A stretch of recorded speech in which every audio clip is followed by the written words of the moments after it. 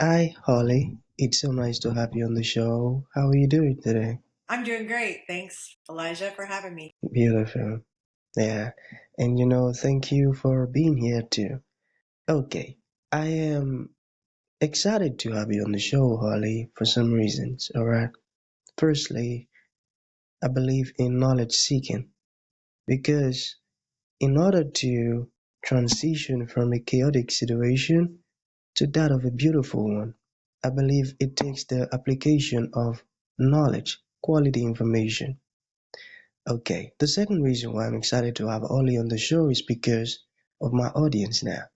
I believe there are some things that Ollie knows that some of my audience needs to hear you say these stuff, directly from your mouth in order for them to experience transformation. I firmly believe that. And now, thirdly, that is me. Okay, I believe I am definitely going to learn one or two things from your story, your insight, and your experiences. So for that reason, Ollie, let us get started with your introduction. The journey that your journey so far, how the journey has been, and the challenges that you faced, and how you overcame them. And afterwards, I've gotten some beautiful questions for you. Okay, Ollie, over to you. Well, thank you. Well, I just let every episode that I get on just flow how it needs to go. And hopefully, somebody listening it'll touch their heart and their life and help them gain some knowledge that they didn't have before. But I've been an entrepreneur all of my life, and I've had lots of different companies. I've had 11 different startup companies, but I have a new one that I'm working on that's in tech industry. I found myself, as all of us during COVID, with a life changing, threatening for me because I spent 70 days in the hospital and was intubated 2 times, had a trach, had sepsis, and some other life threatening infections. And that really changed the trajectory of my whole life. Being able, number one, to walk out of there was a miracle. And it changed the way I look at everything. And I don't want to waste one day. I feel like that I was saved, as so many were not. And I just want that time to be spent doing good things in the world and be grateful that I'm here today. Beautiful. I got that. You said that you don't want to waste one day and you want to spend that time doing good things to the world. That's a good one. I love that. So, shall we get started with the questions, Holly? Absolutely. Okay. So, you mentioned that you have some startups now. Can you talk to us about the startups? Yeah. Just give us some information about that, Oh, if you sure. will. So I have 8 adult children, 17 grandkids. So my businesses kind of coincided with my children as they grew up. So I had a daycare, I had a preschool, and then I had a children's clothing store, and that's when my kids were being raised. One of the longest things I had was a salon and spa. I had that for 20 years. I've been a real estate broker for almost 20 years as well. We have a construction concrete company. My husband's a general contractor, so we've had that for a long, long time. He's been doing that for about 37 years. We've been married for 22. So we've had we had a fundraising company. Um, I've had a coaching and consulting for business company, which I still have, but we usually would have 3 or 4 at a time. Since I got sick, I started a nonprofit that's for long COVID, suffers from that. And I also have a software, a SaaS, they call it, software as a service tech platform. That's all brand new for me to be in the tech industry. So we're creating an amazing software for the retreat leader industry. And I don't know, I didn't keep track, but I think that's pretty much covers most of them. Okay, okay, I got that. I get it. All right, I think there's another very interesting one. Okay, you had a near-death experience, where you felt like your spirit left your body and you received some, should I say, information that led to the startup of something, another business. Can you talk to us about that? How was the Yeah, experience like, from coma to calling? Hmm. you bet. Well, so I was in a coma the 70 days I was in a hospital. From looking at my records, I believe I was in a coma about 32 days, and some of them were a paralyzed coma, medically induced, and in and out because of the different intubations and things. The the most experiences I had were the first, from what I can tell, the first 3 weeks of my hospital stay. I probably had a couple others during the first 5 weeks I was in one hospital, then went to another. Let me explain something first, just for the listeners, because I didn't know this until about a year ago, and this experience happened to me 3 years ago, almost right now. Um, there's three different kinds of experiences. There's an out of body experience where you leave your body and you astral traveling would be another way to explain it. Now, I'm not a scientist or an expert at any of this. I'm just sharing my experience. Okay, so take it for what it is. It's just what I recall my experience being. But you leave your body. I had lots of those. I went never in the future. I always went back in time, and I traced it back to a little town called Perwin, Utah, 165 years ago. So that's where my out of body, a lot of those were happening, and I have many, many of those. Then there is what they call a spiritual transformational experience. And it's basically that. It's like a near death, but it's more of a spiritual experience that you have or get told something, which in my case was that. And then there's the near death experience when you are literally near death or you die and your spirit goes somewhere else, and then you have that experience. Some people don't have a great experience. Some people don't see the light, they see dark. And it doesn't mean they're going to hell. It just means that was their experience. And I experienced all of those. I experienced what I call the in between, that wasn't dark and it wasn't light, but it was somewhere I was stuck. So in between all those experiences, some of those were some experiences where I was basically told to start this nonprofit. I didn't say, go start the nonprofit for long COVID, because we didn't know what long COVID was, but it was start this nonprofit and it needs to support the COVID sufferers, is basically how it was portrayed. Later, we realize it's now long COVID, post COVID condition. There's lots of different names for it. But that was one thing. And I always wanted a nonprofit, but I never really could land on what that looked like. And I like to support lots of causes. I love philanthropy work, but this was it for me, right? This is what I was supposed to do. And then the software company, I was in the middle of the concept. It wasn't incorporated or anything. But the day I found out I had COVID, I was pitching this organization to partner with them, and they had a billionaire backing them. So there was plenty of money. And I was told in my coma not to partner with them, that it would take me longer, which it has, to get the company off the ground and going, but that wasn't the right direction to go. And so with those two things mostly, I listened, and within about 3 months after I got out of the hospital, I honestly don't know how I did it looking back, because I was really sick. I think I just got off oxygen about the time I incorporated both companies. One was a 501c3, which is the nonprofit, and then one was a corporation for the for-profit retreat leader software. Anyway, so fast forward, that's kind of where we are, and we have both those up running. So it was like trying to recover, having major health problems and challenges at the same time as starting two companies, not just one. I mean, really, it was two. So that's kind of what led all of that up to that. Hmm. Oh, I got that. Interesting. And I must say this, you've had great experiences now.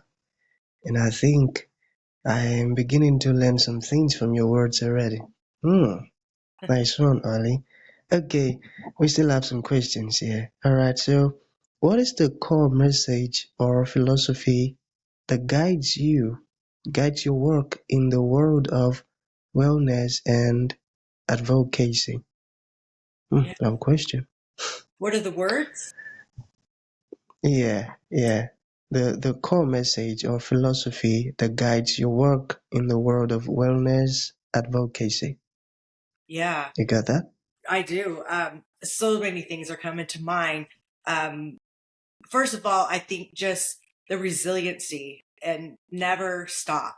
Always, if you have a goal, you have a dream, don't stop until you get it. If you know in your heart and soul that that's the right thing, then keep pressing forward and just know maybe you're the only one on your team. Maybe you're the only cheerleader cheering you on, but that's a lot and that's everything if that's what you want to accomplish. The one thing that I can say, the message and the words that I was told that I came back with, besides the other two things I was told to do, was the message, love them where they're at. And by that, it's not about just love everybody, right? It's if you love people where they are, it takes that judgment away from what you feel towards someone because you can't change who they are, what they know, right? If you just love them no matter what and love them where they are in their life, it just changes the whole energetic feeling around all of that, I think. So to me, that's the words I would say is love them where they're at. I got that. Love is so powerful now. It's so powerful. I love that. Okay, so how did your experience with COVID-19, the near-death experiences and your coma, how did it change your perspectives on life and wellness? Oh, well, I was really healthy before. I didn't mention that. I walked in the hospital on no drugs and I walked out with 12. And honestly, it's funny because just a couple days ago, I got drug free. That was by choice, but I wanted to heal naturally. I feel like our bodies are made to heal. Drugs are supposed to help us when we need them, but I naturally would rather let my body heal. And a couple days ago, I pulled out all my medication, which is way expired now that it's been 3 years. And I laid it out up above on my, and my husband walked in. He's like, it looked like a pharmacy. I mean, there was probably 20 bottles of stuff just there, all different things that they had me on. And, and it was just crazy that I was like, I just threw them in the drawer when I decided my body was good and I didn't need them, put them away. And I think so the wellness piece of it shifted for me going from being so healthy to almost dying and then losing your health in the recovery piece of it. It's been 3 years now. And I would say till about 3 months ago, I was really struggling. I had this tons of fatigue. I have pulmonary fibrosis from long COVID, or well, from COVID, which is a lung disease, which you die from. And I have like rheumatoid arthritis from it, fibromyalgia from it. I had neuropathy. So like all those things were just debilitating, right? And about 3 months ago, I did some other things with a natural doctor and it just shifted a lot of things for me. I mean, I do lots of things for my health. I have a hyperbaric. I get in for my lungs. I do so many things. When people ask, what did you do to get better? The list is really long. And I always answer with, what are you willing to do? And that's really the bottom line is how I can't wish you well more than you wish you well. It's really in your mind. And I believe I'm alive today because of the mindset, because of my personal development that I had all these years. I feel like that saved me more than anything is to know you can do it. And my spiritual experience was basically my mom coming to me and telling me it's not your time to be here. Like, you're not supposed to die yet and you need to fight. And that word fight, it was before that my prayer was, look, this really sucks. I'm laying here feeling half dead, right? And either get me better or get me out of here. And that, for me, that's just how I am. It's like, it's not, it's not a yes or a no or a maybe, right? It's like, let's figure this out and let's get a clear answer. If my answer is no, I'm not going to get better, then take me now, because this is not fun. And if I'm supposed to get better, then let me know. And that was when I had that experience. And I was kind of being a little angry about it, I have to say, because other moments I would lay there thinking, is this it? Is this going to be the end? Did I do enough? Am I enough? Am I leaving a legacy that I'm going to be proud of? And what are the words people are going to speak of me later at my eulogy? Everything later. What are they going to say about me? And so all those thoughts came to me. And so when I knew I was going to live, that's all I needed to know. When that experience happened, that was the line in the sand. Absolutely 100%. I knew I'd live and I needed to fight. And that's what I did. And I haven't looked back. I feel like there's lots of setbacks happening health wise. And it matters, right? Because it affects my daily to-dos. And I know that it's going to be okay. It's just another setback for a comeback. And that's just how I have to look at it every day. I got that. Wow, your story is very powerful. And the more I keep dwelling on the stuff you said, the more it just keep ringing on my head that when you are not done with your assignment, you will not die, because your experiences with this thing is a tough one now. And here you are living and functioning in the purpose and the stuff that you're doing that is helping people now. You know, it's amazing, I tell you. Okay, so to bring this to an end, Ollie, what would you like to leave the audience with, like a final thought? And to those ones who like to learn more about you, what you do, how can that be possible? Yeah. I think what's coming to me right now to share is to know that you can do hard things. And if you just know that, or convince yourself, because, right, what we tell ourselves in our mind is true. So tell yourself you can do hard things. And if you have a challenge today or an answer you're looking for, just know that struggle is real. I see you. I get it. There's so many people who see you and they get it. We all have our different struggles at different times in our lives, but you can do hard things. Beautiful, you can do hard things. I got that. Okay, for those ones who would like to reach out to you, how can that be possible, Ollie? You bet. Well, you can email me, and it's holly@hollyporter.com. And then I'm on all social media. Our nonprofit is adventurebucketwish.org. So that's wish, not list, adventurebucketwish.org. You can check us out there, and you can also contact me through there as well. Beautiful. So that's going to be the end of the show, Ollie. Thank you for coming and thank you for sharing this incredible insight and your inspiring and powerful story with us. It means a whole lot. Thank you, Ollie. Thank you.